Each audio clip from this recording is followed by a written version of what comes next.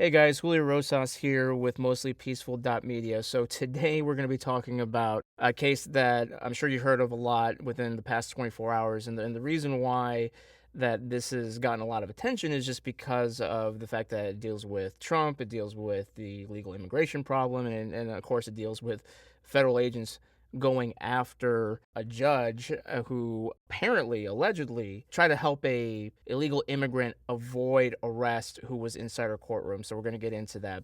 Basically, Milwaukee County Circuit Court Judge Hannah Dugan has quickly risen to the top of the leaderboard of the Democratic Party's quote-unquote heroes because she was arrested after, again, she allegedly tried to help an illegal immigrant who does have a criminal history avoid an arrest by federal agencies because he was in the country illegally.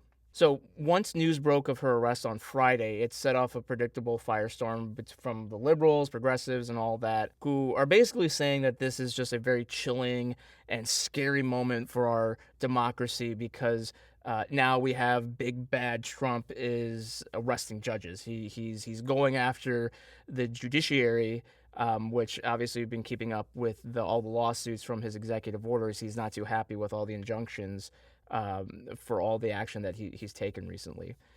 So this video is going to go over what she's accused of and how her arrest, should it actually be proven of what she's being charged with, was not only justified, but it was actually needed given the current climate of people overreacting to Trump's policies.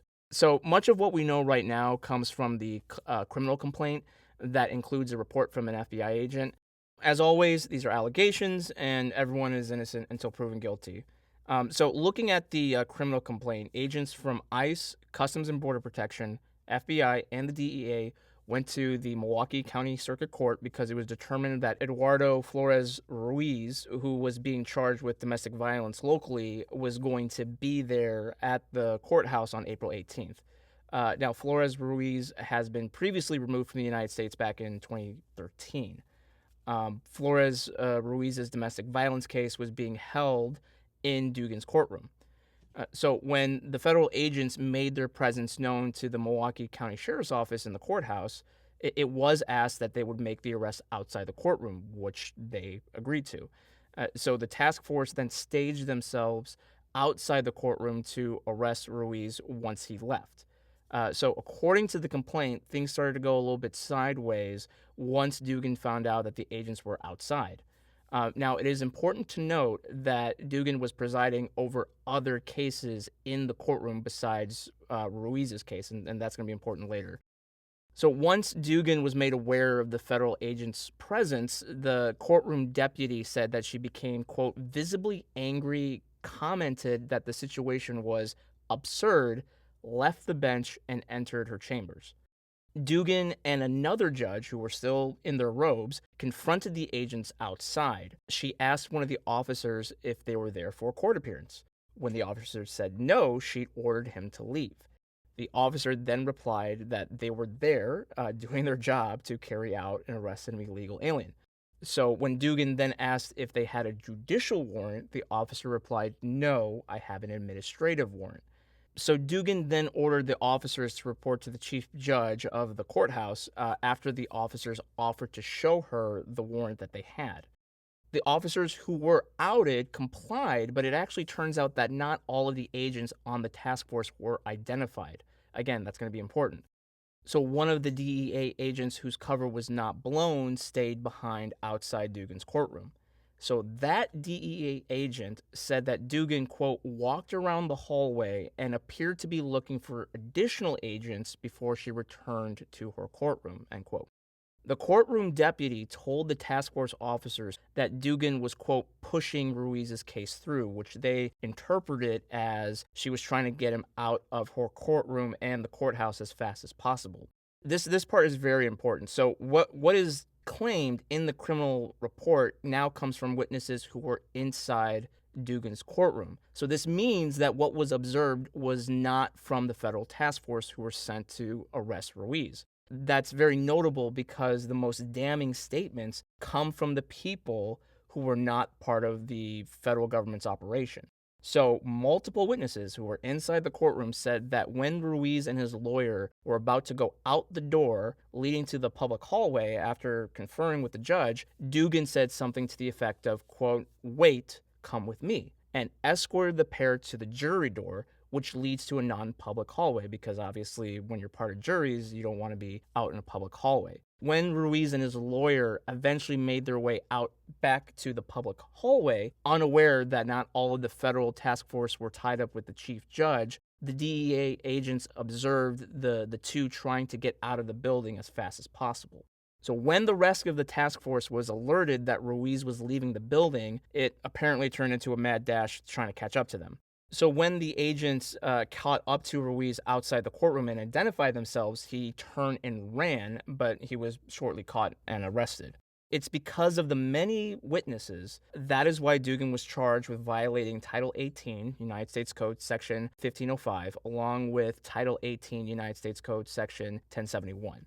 I'll start off by saying it's situations like this that I kind of wish federal agents and federal officers had body cameras because I'm a firm believer in the power of raw video. I've basically built my career off of shooting raw video, and I know how you can describe many events obviously in a situation that's chaotic as this. And even though it's the best of your ability, sometimes you might leave something out, whereas video obviously captures everything. But again, I think it's very notable that the most damning claims do not come from the federal agents. They came from a courtroom deputy, multiple lawyers, and a victim witness specialist who is employed by the Milwaukee County DA's office, who was there on behalf of Ruiz's alleged victims. The alleged victims were also in the courtroom when all this was going down.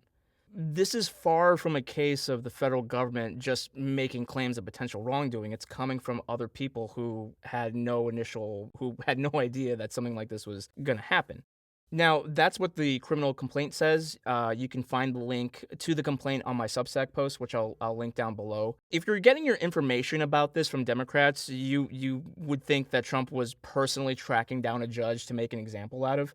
An example of this comes from Congresswoman Yasmin Ansari, who's from Arizona. She said that Trump's DOJ arrested Dugan for, quote, standing up for due process for immigrants. Then you have Wisconsin Senator Tammy Baldwin. She said that while the details of the case are, quote, minimal, they're not, but go off, Tammy Baldwin, the arrest fits Trump's pattern of, quote, lawless behavior. That's just a small example of the left's reaction. And again, it's still kind of early since it hasn't been too long. But I think it really does say something that one of CNN's legal experts, after news broke about this, said that the arrest is, one, not unheard of, but also, two, that, I mean, if you stripped away all the politics and you take Trump out, you take the issue of immigration out, he said that this is a crime. You know, if they can prove what happened here, it is a crime because it is textbook obstruction.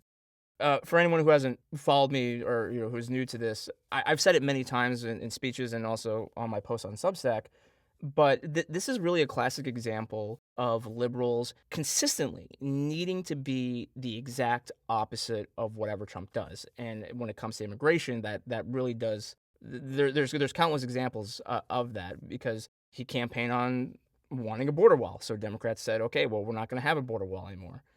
Trump said he wanted mass deportations, so during the Biden-Harris administration, Democrats carried out mass importations.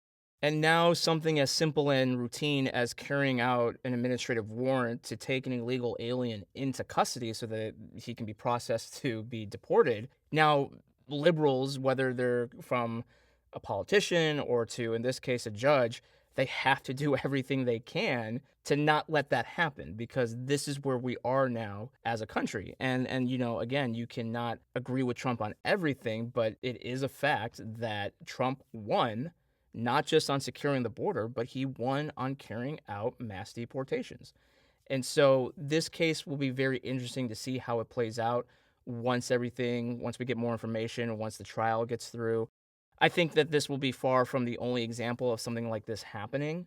I think that this is really going to be a very monumental case because, as the one thing that Democrats are right on, this is more unique. It's not unheard of. Another judge kind of was charged in a similar case during Trump's first term back in 2019. even Democrats saying that this is, quote, unprecedented, that's also not true. I mean, this apparently has something that's happened before, but because there's so much hysteria about what's going on with Trump's approach to immigration, again, something as simple and routine as carrying out an arrest warrant for, again, a criminal alien that has apparently a very long criminal history. Even he needs to be able to get away so that he can live to fight another day within the United States. And I think a lot of people who see that, a lot of just regular Americans are going to say, no, I don't think that's right. So if you like my video, make sure to like and subscribe. Also, you can subscribe to my Substack, MostlyPeaceful.Media. Again, that's linked down below. Gonna start doing more YouTube videos. I've been something I've been wanting to do for a while, but it's always kind of hard to start and figure out when to start and when to start with what. And so I think there's gonna be plenty of opportunities for more content like this. So really appreciate you guys listening, and really appreciate your future support for this channel.